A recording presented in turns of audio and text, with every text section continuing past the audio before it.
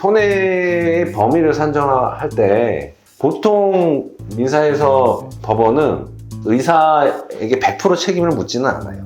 그 때문에 CCTV는 나중에 책임 제한을 어떻게 어느 정도로 할 거냐, 과실상계를 얼만큼 할 거냐를 판단할 수 있는데 중요한 자료가 됩니다.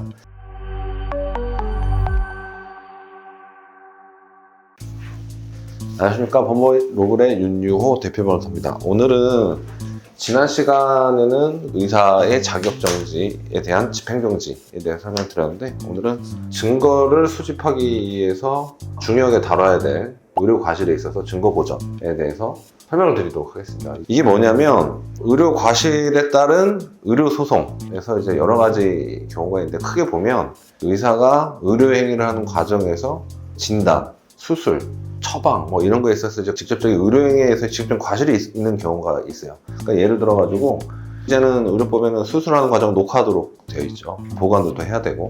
근데 이제 직접적으로 수술하는 과정에서 의사가 통상 그 의료 수준에서 요구되는 수술상 주의의무를 위반을 해서 수술 잘못을 했다. 그래가지고 환자에게 기존에 없던 병증이 생기거나 병증이 악화되는 손해가 발생했다 라고 하면 결국은 의사의 과실을 입증을 해야 되는 거고, 피해자 입장에서는 이 과실은 수술 장면이 녹화된 CCTV 영상이 필요하게 될 겁니다.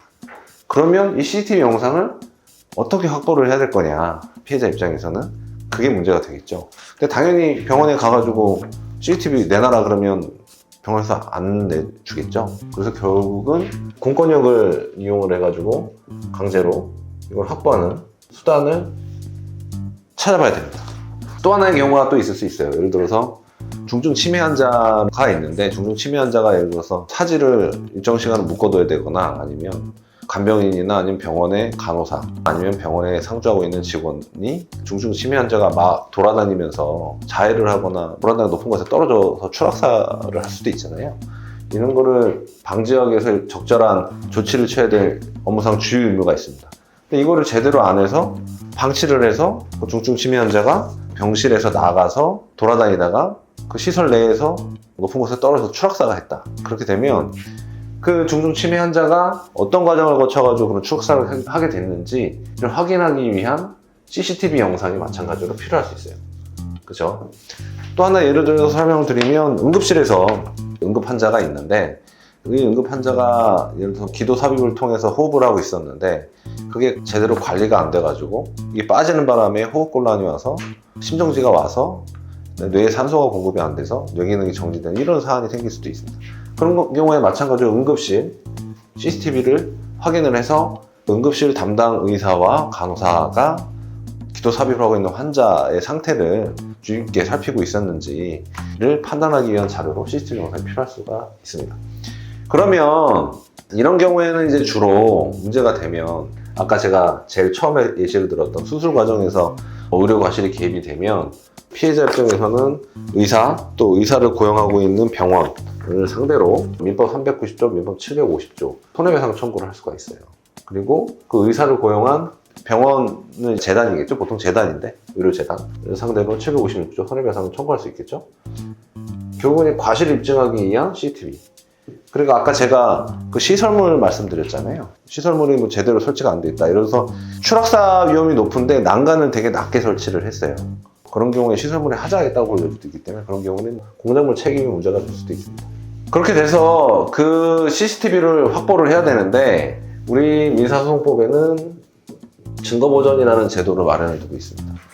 그래서 이 CCTV를 왜 이거를 확보를 해야 되는지, 어떤 원인에 의해서 의사의 이러이러한 과실이 있어서 이러이러한 피해를 입었는데, 그렇기 때문에 그 과실을 입증하기 위해서 CCTV가 필요합니다. 그러면 결국은 어느 일시, 어느 장소에 CCTV가 필요하다는 취지로 증거보전 신청서를 특정해서 작성을 하면, 법원에서 이게 소명이 됐다는 판단이 들면 이와 같은 증거보전 결정을 내려줍니다. 증거보전 결정 주문은 보통 어떻게 이렇게 되어 있냐면, 증거 소지인은 이 결정을 받은 날로부터 7일 이내에 별지 목록 기재에 각 녹화 영상물이 담긴 저장 매체를 법원에 제출하라. 이렇게 명령을 내리면, 이 명령이 그 증거 소지인하고 증거를 관리하고 있는 주체에게 송달이 되게 되고, 송달된 날로부터 7일 이내에 이거를 제출하게끔 되어 있습니다. 근데 보통 보니까 병원이 이게 법원의 명령을 뭐 마구잡이로 거절하고 버팅기는 병원은 흔치는 않은 것 같아요. 대부분 제출은 합니다. 제출하면 그 영상을 토대로 피해자 입장에서는 병원하고 재단, 그 의사, 병원 운영하고 있는 재단을 상대로 손해배상 청구를 할 수 있고, 이건 민사의 문제겠죠? 민사의 문제일 거고.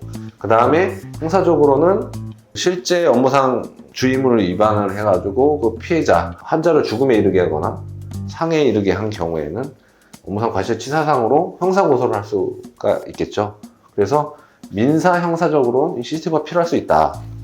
또 하나 중요한 게 있어요. 이게 손해의 범위를 산정할 때 보통 민사에서 법원은 의사에게 100% 책임을 묻지는 않아요. 그러니까 책임 제한을 하는데, 책임 제한은 결국 이제 과실상계죠. 환자에게도 과실이 있을 수 있잖아요. 예를 들어서 치매 환자가 누구도 예측하기 어려운 방향으로 행동을 해가지고 손해를 입힌 경우에 의사한테 100% 주의무 위반을 과실 물기는 어려운 경우가 있을 수 있거든요. 근데 이 책임 제한은 어느 정도 할 거냐는 결국은 사고가 생긴 경위를 정확히 파악을 해야지 책임 제한을 어느 정도 할 수 있는지 법관이 판단할 수 있잖아요. 그렇기 때문에 CCTV는 나중에 책임 제한을 어떻게 어느 정도로 할 거냐, 과실상계를 얼만큼 할 거냐를 판단할 수 있는데 중요한 자료가 됩니다. 그래서 의료 과실에 따른 의료 소송, 민사든 형사든 하기 전에 CCTV를 사전에 확보하는 게 어떤 케이스에 따라서는 되게 중요할 수 있습니다. 그렇기 때문에 의료 소송을 하기 전에 변호사하고 상담을 받으신다고 하면 CCTV를 최대한 빨리 확보할 수 있는 방법을 강구하셔야 돼요.